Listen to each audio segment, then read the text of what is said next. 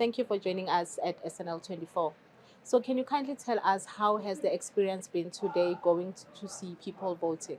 It was actually humbling to see many coming out in numbers, a record that has never been there of special votes over the past 2 days. Today, I went also to some of the stations and saw people coming out, different generations working together, casting their votes. This is actually a demonstration that indeed it is worth celebrating 30 years of our democracy.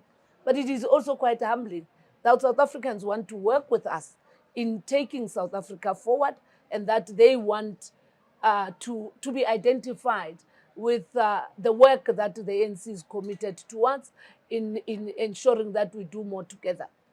And the reception, how has it been for you guys? The reception has been quite good. We have not come through situations where there's been a rejection of the ANC. People have always come up about and indicated that, firstly, we recognize that it has not been an easy journey. Others will be saying, well, I have not actually seen the change happening in me, but I know that it has happened onto somebody. And there are those ones who are saying, when will it happen to me? And that's the form of protests and stuff. And precisely because of that, we have identified the 6 priorities that speak to what are the key issues that affect South Africans. The issues of unemployment, the issues of poverty, the issues of inequality, and hence we talk about an inclusive economic growth.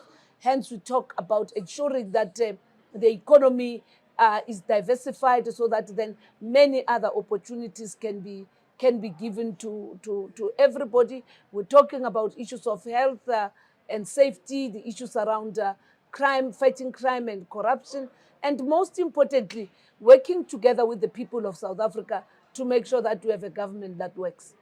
Talking about crime, yesterday we were at Zanspruit in Honeydew, and the resident complained that they haven't seen the governing party coming to them whereby they can relay their problems. How have you guys been relating to the residents in Zanspruit? Just a few weeks ago, Comrade Faith Mazibuko, our MEC for Community Safety, was working in Zanspruit with the interventions after there was a protest in Zanspruit. Secondly, with the work that has been done by the Gauteng ANC-led government, we have seen Amapanyaza, which are the crime wardens, also being dispatched to Zanspruit because all of them are ward-based. And every ward in Gauteng has been allocated those visible crime wardens and the patrollers. The other issue is about strengthening the community policing forum so that then there can be a platform to hold the law enforcement agencies accountable, but on the other side, have the communities themselves playing a part by ensuring that they don't get involved in acts of crime, buying stolen goods, allowing drug dealers to distribute and supply drugs in their area, kill the issues around gangsters and vehicle theft and unknown murders, because they happen in the places that people are gathering, and therefore regularizing those taverns and areas that have become havens for crime and criminality in Zanspruit and many other areas in Gauteng and South Africa. It requires partnership between the law enforcement agencies and the people of South Africa. And the human settlement has become an issue that side, where people are complaining that they are forced now to rent shacks when the government has promised houses and they haven't seen any development for the past 10 years. How is that going to be addressed moving forward should you win? We have a number of human settlement projects that have happened in and around Johannesburg. And some of them got delayed precisely because of what happened in the last local government elections, where the ANC over the past 10 years has not been in power in the city of Johannesburg. It has been the opposition that has been in power, and it stalled because of its powers as a metro, the projects that had to do with the development of human settlement. And hence today's sitting here, we're urging South Africans to vote for the African National Congress, learn from our previous situation where we didn't go out and vote. And hence then we had those who stalled development in areas such as here in Johannesburg and in other areas like in Tshwane.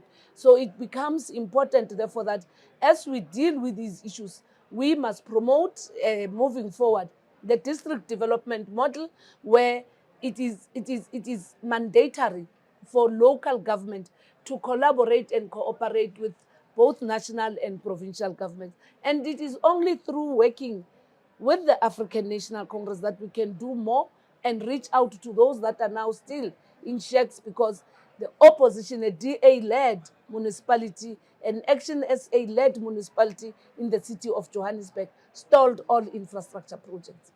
And while I was engaging with the residents, I also spoke to elderly who have shared their support behind the ANC, but mostly they attributed to the gains of the past. So now looking at the young people, do you think they will have enough to look at and to say, we will vote for the African There is a National lot Congress? that the youth of South Africa has to appreciate coming from the African National Congress. They must appreciate that they are products of a generation that has been selfless and that has actually struggled, led by the African National Congress. And that together with those generations, we ushered in a new democracy of the 30 years of democracy. And today, they are beneficiaries of no-fee schools. They are beneficiaries of not just loans in terms of higher education, but they have other opportunities also in terms of reskilling and skilling, reskilling the graduates and those who have skills that are not good for the economy and being redirected. So they have a lot to defend and a lot to actually appreciate out of this hard-won democracy. Thank you for your time, Ms. Mokonyane. Hopefully we'll talk later after the elections. Thank you very much.